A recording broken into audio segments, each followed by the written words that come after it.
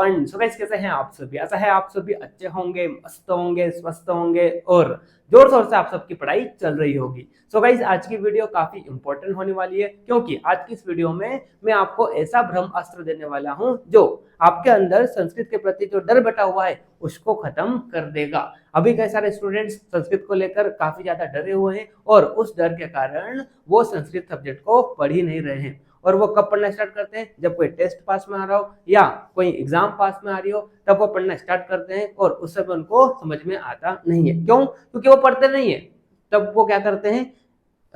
Exam पास करने के लिए या टेस्ट पास करने के लिए उसको रटने की कोशिश करते हैं। और बच्चे, आप सभी जानते हैं, ये जो संस्कृत सब्जेक्ट है ये रटने का सब्जेक्ट नहीं है। It is completely based on practical application, जहां पर आपको सारी चीजें क्लियर होना चाहिए, आपका बेसिक क्लियर होना चाहिए। ठीक है, जब तक आपका बेसिक क्लियर नहीं होगा तब तक आप संस्कृत में आगे अच्छा नहीं कर सकते हो। तो आज की इस वीडियो में मैं आपको बताऊंगा कि कैसे आपको संस्कृत को पढ़ना है, हाउ टू स्टडी संस्कृत। और मैं गारंटी देता हूं इस वीडियो को पूरा देखने के बाद आपके अंदर जो संस्कृत के प्रति डर है वो पूरा खत्म हो जाएगा। ठीक है, तो चलिए टाइम को ज्यादा वेस्ट न करते हुए आज का हमारा जो टॉपिक है इसे हम स्टार्ट करते हैं। तो बच्चे, आप सभी जानते हैं, जब भी कोई मकान बनता है तो हम डायरेक्ट जमीन से उसकी दीवारें खड़ी नहीं करते हैं।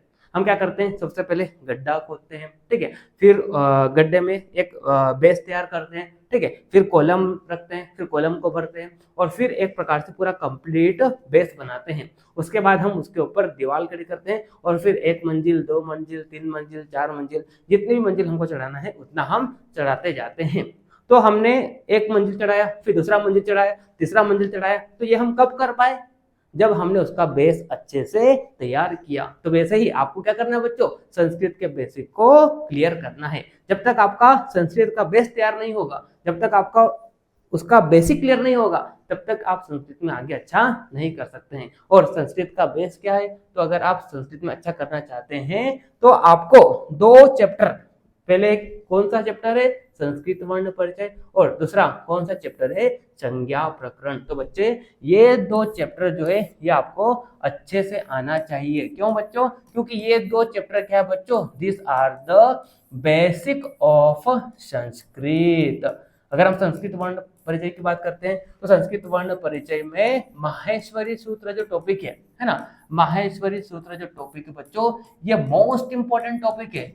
इसे संस्कृत वर्ण भी कहा गया है ना, इसे संस्कृत वर्ण भी कहा गया है। और आप सभी जानते हैं बच्चों, टोटल माहेश्वरी सूत्र कितने होते हैं? 14 माहेश्वरी सूत्र होते हैं, है ना। कौन कौन से? बताइए मेरे को कौन कौन से 14 माहेश्वरी सूत्र होते हैं? तो अ ई उण रिल ऋक ए ओ अंग आई औ च ह य व र ट ल ण झ ब य। उसके बाद घ ढ ध स ज ब ग ढ द स ख फ छ ठ थ च ट त व क प य श श श र ह ल। इस तरह से ये जो 14 माहेश्वरी सूत्र है ये आपके फिंगर टिप पे होना चाहिए। कई सारे टीचर्स जो होते हैं माहेश्वरी सूत्र को याद करने के लिए ट्रिक बताते हैं, लेकिन मैंने अभी तक अपने स्टूडेंट को माहेश्वरी सूत्र को याद करने के लिए कोई भी ट्रिक नहीं बताई है। क्यों? क्योंकि अगर मैं आपको ट्रिक बता दूंगा और गलती से अगर आप ट्रिक भूल गए, अगर एक भी शब्द आपने इधर उधर कर दिया तो पूरी गड़बड़ी हो जाएगी। ठीक है, इसलिए मैं अपने बच्चों को बोलता हूँ कि बच्चों, आप माहेश्वरी सूत्रों को इतने अच्छे से रट लीजिए, इतने अच्छे से रट लीजिए कि रात में भी अगर आपको कोई नींद में उठाए और आपसे पूछे कि माहेश्वरी सूत्र बोल, तो आप फटाफट उसको माहेश्वरी सूत्र बता दो। ठीक है, तो सारे ये जो 14 माहेश्वरी सूत्र है ये आपके अच्छे से क्लियर होना चाहिए। ठीक है, उसके बाद संस्कृत वर्ण परिचय में अगला टॉपिक है उच्चारण स्थान, ये भी आपको अच्छे से आना चाहिए। और उसके बाद प्रयत्न। ठीक है, तो ये जो 3 टॉपिक है ये आपके फिंगर टिप पर होना चाहिए। ये क्या है बच्चों? पूरे संस्कृत का बेसिक है। ठीक है, उसके बाद अगला चैप्टर जो है, जो कि क्या है? संज्ञा प्रकरण। तो यहाँ पे कई सारी संज्ञाएं दी गई है। जैसे कि बात करते हैं संयोग संज्ञा, है ना, जैसे कि बात करते हैं गुण संज्ञा, जैसे कि बात करते हैं वृद्धि संज्ञा, जैसे कि बात करते हैं उपसर्ग संज्ञा, ठीक है, जैसे कि बात करते हैं पद संज्ञा, है ना, जैसे कि बात करते हैं लोप संज्ञा। तो ऐसी कई सारी संज्ञाएं दी गई है बच्चों। तो इन सारी संज्ञाओं के सूत्र आपको पता होना चाहिए। क्यों? ऐसा क्यों बोल रहा हूँ? क्योंकि जब तक आपको सारी जो संज्ञाएं हैं उनके सूत्र नहीं पता होंगे तो आप अगला जो चैप्टर है जो कि क्या है? संधि प्रकरण, उसको आप नहीं कर पाओगे। ठीक है, ये दोनों चैप्टर, ये दोनों क्या संस्कृत वर्ण परिचय, संज्ञा प्रकरण और संधि प्रकरण, ये तीनों चैप्टर एक दूसरे से इतने इंटरलिंक्ड है बच्चों कि आपको संधि पढ़ने से पहले ये 2 चैप्टर तो अच्छे से क्लियर होना ही चाहिए। इसलिए मैं बोलता हूँ कि ये क्या है, this are the best, this are the basic of Sanskrit. ठीक है, तो सबसे पहले आपको संस्कृत वर्ण परिचय अच्छे से क्लियर करना है, उसमें से माहेश्वरी सूत्र को तो आपको रट लेना है। ठीक है, उसके बाद संज्ञा प्रकरण, और यहाँ पे कई सारी संज्ञाएं दी गई है, तो उनमें से संयोग, गुण, वृद्धि, उपसर्ग, पद, लोप। ठीक है, तो ये सारी संज्ञा मोस्ट इंपोर्टेंट संज्ञा है, ये आपको याद होना चाहिए। ठीक है, चलिए उसके बाद बात करते हैं, तो उसके बाद जो सिलेबस में दिए गए चैप्टर है, ठीक है, तो उसमें आपको कुछ इस तरह से सीक्वेंस को फॉलो करना है। ठीक है, तो एक बार आपने संस्कृत वर्ण परिचय पढ़ लिया, फिर आपने संज्ञा प्रकरण पढ़ लिया, उसके बाद आपको अगला चैप्टर उठाना है जो कि क्या है बच्चों, धातु रूप, है ना। 2 प्रकार की धातुएं बताई गई है, एक तो क्या है बच्चों, परस्मयी पद, है ना, परस्मयी पद। ठीक है, और दूसरी क्या है, आत्मने पद। ठीक है, आत्मने पद। ठीक है, तो मैंने आपको बच्चों परस्मय पद की, है ना, मैंने आपको परस्मय पद की ट्रिक बताई है, तो आपको कैसे करना है धातु रूप को। तो आपको क्या करना है, जो मैंने परस्मय पद की ट्रिक बताई है, तो वो जो ट्रिक है उस ट्रिक को आपको अच्छे से याद कर लेना है ना। मैंने लेक्चर में बताया है धातु रूप वाले चैप्टर में। ठीक है, तो उस ट्रिक को आपको सबसे पहले रट लेना है, एकदम इतने अच्छे से रट लेना है कि अगर आपको कोई रात में दिन में जगह के पूछे कि बताइए धातु रूप का ट्रिक क्या है, तो वो सारी जो टेबल मैंने आपको बताई थी वो सारी टेबल आपको याद होनी चाहिए बच्चों। ठीक है, फिर उसके बाद आपको क्या करना है, आपका एनसीईआरटी का जो सिलेबस है उसको उठाना है, धातु रूप के चैप्टर को देखना है, और कौन कौन सी धातुएं दी है तो उनको एक लाइन से लिखते जाना है ना। उसके बाद आपकी बुक या मेरे नोट्स को उठाना है, और फिर आपको चेक करना है कि कौन कौन सी धातुएं ट्रिक को एग्जैक्टली फॉलो कर रही है। ठीक है, तो जो भी धातु, और मैं गारंटी देता हूँ 70% धातु ट्रिक को फॉलो करेगी। ठीक है, तो जितनी भी धातुएं ट्रिक को फॉलो कर रही है उनको आप अलग कर लो, है ना, उनको आप अलग कर लो। अलग करने को क्यों बोल रहा हूँ मैं, अलग करने को इसलिए बोल रहा हूँ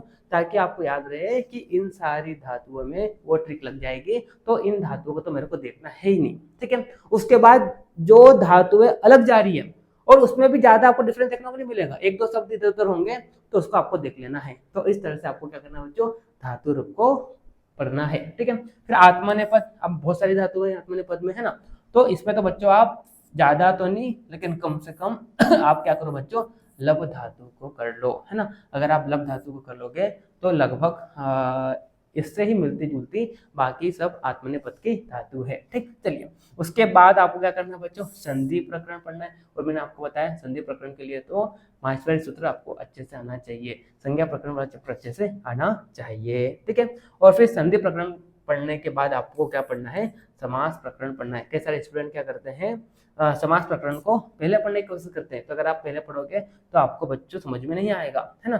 सबसे पहले आपको संधि प्रकरण पढ़ना है, उसके बाद आपको समास प्रकरण को पढ़ना है। ठीक है, फिर कहता है स्टूडेंट एक गलती ये भी करते हैं कि वाच्य से पहले वो कारक पढ़ने की कोशिश करते हैं, तो ऐसा भी आपको नहीं करना है बच्चों। समास प्रकरण पढ़ने के बाद आपको वाच्य को पढ़ना है ना। क्यों, ऐसा क्यों बोल रहा हूँ, क्योंकि कारक प्रकरण की जो द्वितीय विभक्ति है ना, जो द्वितीय विभक्ति है, तो इस द्वितीय विभक्ति में वाच्य का प्रयोग हुआ है, इसलिए मैं बोल रहा हूँ कि कारक से पहले आपको वाच्य पढ़ना है, उसके बाद आपको कारक प्रकरण पढ़ना है। ठीक है, देन आप उपसर्ग और प्रत्यय एन विशेषण विशेष पढ़िए। ठीक है, तो इसमें तो कोई दिक्कत नहीं है, इसमें आप ऊपर नीचे कर सकते हैं। ठीक है, लेकिन ऊपर के जो ये 6 चैप्टर है इनमें कुछ इसी तरह से आपका सीक्वेंस होना चाहिए। सबसे पहले धातु, देन शब्द रूप, देन संधि प्रकरण, देन समास प्रकरण। ठीक है, देन लास्ट में आपको वाच्य एंड कारक प्रकरण। ठीक, चलिए उसके बाद तो इस तरह से ये पेपर 1 का क्या हो गया बच्चों, ब्रह्मास्त्र हो गया। हाँ, अब शब्द रूप कैसे पढ़ना है, बच्चों, शब्द रूप कैसे पढ़ना है, तो देखिए वैसे तो आपके सिलेबस में कई सारे शब्द रूप दिए गए हैं। ठीक है, तो आप सारे तो याद नहीं कर पाओगे, है ना। तो यहाँ पे एक तरीका है, मैंने पिछले साल के पेपर्स को एनालिसिस किया तो मैंने ये देखा कि शब्द रूप में अलग अलग यूनिवर्सिटी में ज्यादातर जो क्वेश्चन पूछा गया है वो कहाँ से पूछा गया है, अकारांत, इकारांत और उकारांत से। ठीक है, चाहे वो स्त्रीलिंग हो, पुल्लिंग हो या नपुंसकलिंग हो, तो इन तीनों लिंग में या तो अकारांत से पूछा है या इकारांत से उकारांत। ठीक है, तो आपको तीनों लिंग के अकारांत, इकारांत और उकारांत को ही पढ़ना है, और अगर आप एक शब्द रूप को याद कर लोगे तो बाकी जो शब्द रूप है वो एक दूसरे से मिलते जुलते हैं। तो बस आप एक को कंठस्थ कर लीजिए, फिर बाकी सबको देख लीजिए, तो फटाफट आपका ये कवर हो जाएगा। ठीक, तो ये तरीका होता है पढ़ने का। ठीक, चलिए फिर आगे बढ़ते हैं। उसके बाद हम बात करते हैं संस्कृत का पेपर 2। ठीक है, तो संस्कृत के पेपर 2 में आगे बढ़ने से पहले जो लोग यूट्यूब पर मेरे लेक्चर देखते हैं उनको मैं इंफॉर्मेशन दे दूं कि मेरी regular BMS online classes Ayurveda wings application पर चलती है।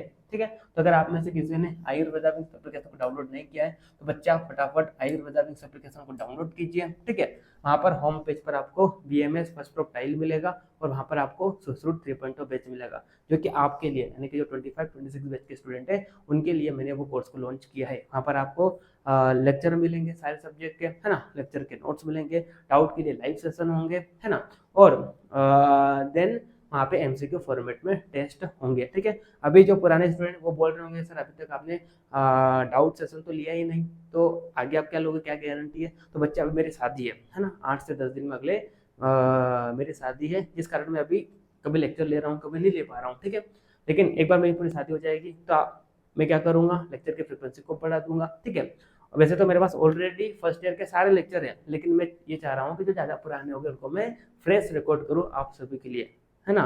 बताइए मेरे को, जो मैंने 2 साल पहले पढ़ाया था या 1.5 साल पहले पढ़ाया था और आज जो पढ़ाऊंगा तो कितना फर्क पड़ेगा उसमें। ठीक है, तो इस तरह से मैं वहाँ पे कुछ लेक्चर फ्रेश रिकॉर्ड करने का सोच रहा हूँ, इसलिए मैं वहाँ पे अपलोड नहीं कर रहा हूँ। हालांकि मेरे पास लेक्चर है लेकिन मैं जानबूझ के नहीं कर रहा हूँ। ठीक है, तो अभी मैं वहाँ पे कार्डियोवास्कुलर सिस्टम पढ़ा रहा हूँ, है ना, और टर्म 1 का सिलेबस ऑलमोस्ट मैंने 85% पढ़ा दिया है। जो नहीं है उसको मैं अपने शादी से पहले पूरा लगभग कंप्लीट करा दूंगा। ठीक है, अभी मैंने वहाँ पे स्टूडेंट ऑन स्टूडेंट डिमांड मैंने जितने भी कोर्सेस है वहाँ पर कल तक के लिए यानी कि 17 अप्रैल तक मैंने 60% ऑफ कर दिया है। उसके लिए आपको कूपन कोड क्या यूज़ करना है, आयुर्वेदा विंग्स 16, है ना। कूपन कोड यूज़ करना है बच्चों आपको क्या, आयुर्वेदा विंग्स जो कोचिंग का नाम है, और फिर उसके बाद 60। ठीक है, विदाउट स्पेस कैपिटल लेटर में, है ना। तो ये कूपन कोड यूज़ करना है तो आपको 60% ऑफ मिल जाएगा। तो जिस भी पेज में आप इंटरेस्टेड हो वहाँ पर बाय नाउ पे क्लिक करो, कूपन कोड अप्लाई करो, तो जो भी एक्चुअल प्राइस है उसमें से 60% ऑफ हो जाएगा। ठीक है, और ये जो है सिर्फ और सिर्फ फर्स्ट 50 स्टूडेंट्स के लिए है, वो भी कल तक। ठीक है, उसके बाद 18 अप्रैल को मैंने 50% ऑफ किया है एंड 19 और 20 अप्रैल तक मैंने 37% ऑफ किया है। तो जो भी स्टूडेंट अंडर 50 स्टूडेंट्स में आना चाहते हैं और 60% जो ऑफ है इसका बेनिफिट लेना चाहते हैं तो फटाफट एप्लीकेशन को डाउनलोड कीजिए और अभी जाके एनरोल कीजिए। ठीक, किसी को अगर कोई दिक्कत हो, है ना, ये मेरा नंबर है, इस नंबर पर आप मेरे को कांटेक्ट कर सकते हैं। ठीक, चलिए अब बात करते हैं संस्कृत का पेपर 2 कैसे करना है ना। तो संस्कृत के पेपर 2 की अगर हम सिलेबस की बात करें तो सिलेबस क्या है, आयुर्वेद का इतिहास, पंचतंत्र कथा, निरुक्ति एवं पर्याय पदानी, परिभाषा प्रकरण और अन्वय। ठीक है, तो बच्चे मैंने आयुर्वेद इतिहास के नोट्स इतने अच्छे से बनाए हैं, मैंने पिछले 3 से 4 साल के पेपर्स को एनालिसिस किया और एनालिसिस करके ही मैंने आपके लिए आयुर्वेद इतिहास का नोट्स बनाया है। तो मैं गारंटी देता हूँ अगर आप मेरे सिर्फ और सिर्फ नोट्स पढ़ते हैं तो 18 से 19 एमसीक्यू आपके कहीं नहीं गए, सारे मेरे नोट्स से ही बनेंगे। मैंने एकदम पॉइंट वाइज क्लियर नोट्स आपके लिए तैयार किए हैं, है ना। अगर आप बुक पढ़ने जाएंगे तो आपको एक ग्रंथ की तरह लगेगा, है ना, और आप पढ़ोगे तभी फायदा नहीं होगा। क्यों, क्योंकि आप सिर्फ पढ़ोगे याद रहेगा नहीं, है ना। जब चीजें वही पॉइंट वाइज होती है तो आपको ज्यादा समय तक याद रहती है ना। तो मैंने एकदम पॉइंट वाइज नोट्स को तैयार किया है आयुर्वेद इतिहास का, तो आप फटाफट बेच में चेक कर सकते हैं। ठीक है, उसके बाद पंचतंत्र कथा, है ना। अब आपको वैसे तो पंचतंत्र की जो कथा है वो आपको संस्कृत में ही लिखना है, हिंदी लैंग्वेज में नहीं लिखना है, लेकिन कई सारे स्टूडेंट को संस्कृत में याद होता नहीं है। तो आपको क्या करना है, भले आप हिंदी में लिख के आओ लेकिन कम से कम जितनी भी कथा है उनके जो श्लोक है उसको याद कर लेना बच्चे, है ना।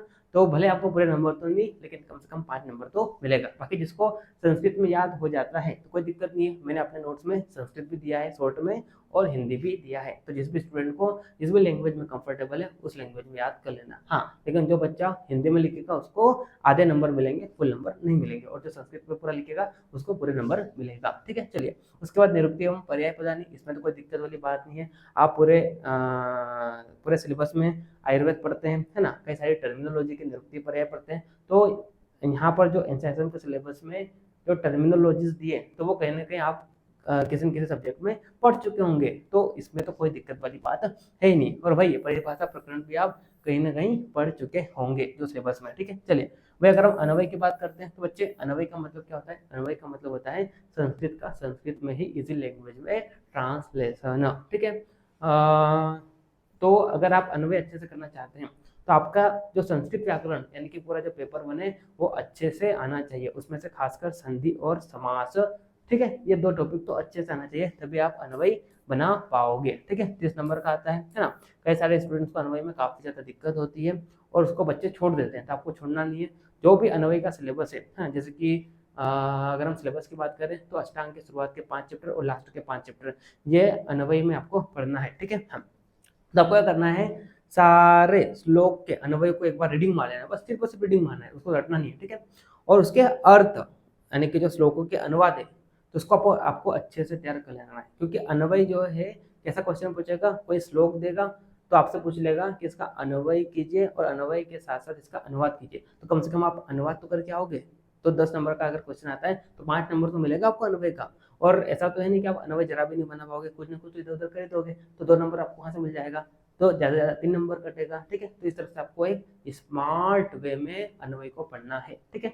तो ये तरीका होता है बच्चों संस्कृत को पढ़ने का, ठीक है। तो आई होप आपको लेक्चर अच्छा लगा होगा, और अगर आपको अच्छा लगा है तो अपने दोस्तों को भी शेयर कर दीजिए, वीडियो को भी लाइक कर दीजिए, चैनल को भी सब्सक्राइब कर लीजिए। और जिसको ऑनलाइन पेड बैच लेना है तो एप्लीकेशन डाउनलोड कीजिए, 60% ऑफ भी चल रहा है, उसमें आप एनरोल कर लीजिए, ठीक है। चलिए मिलते हैं नेक्स्ट लेक्चर में, तब तक के लिए okay bye, see you again.